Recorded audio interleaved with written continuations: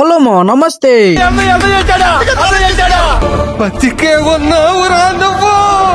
ఏమో 3 నెలలు నీ వీడియోలు ఆపగానే చచ్చిపోయాను అనుకున్నారా? బతికే ఉన్నాను మా. ఇంకా ఈ సొల్లంతా ఆపేస్తాను మా. అసలే చలికాలం, మనం గనక టీ తాగకుండా వెళ్ళామంటే పాటలు మొత్తం బిర్ర అయిపోతాయి అనమాట. అందుకనే మనం అయితే టీ తాగేసి మన లొకేషన్ కి అయితే వచ్చాం.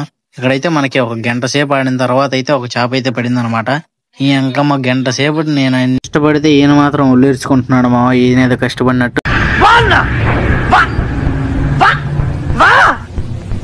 ఇంకైతే అంతసేపు మనకు అక్కడ ఉంటే పడట్లేదని చిన్న కాలువకి అయితే వచ్చాం అనమాట. మనం అయితే ఇంకా ఈ చిన్న కాలంలో అయితే నేను మీకైతే కొన్ని వీడియోస్ లో అయితే చూపించాను అనమాట. ఇంకా ఇక్కడైతే స్ట్రైకింగ్ బానే ఉంది మనం అయితే పక్కనే కాలువ ఉంచుకొని అయితే 10 కిలోమీటర్ల దూరం అయితే వెళ్ళాం అనమాట.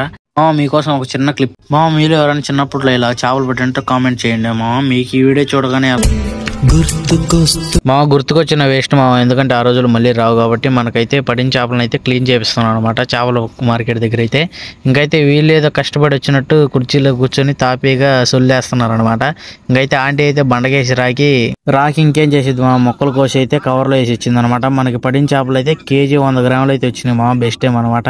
ఇంకా లాస్ట్ కి మా వాడు అంటున్నాడు ఏదో తిరిగిపోయింది.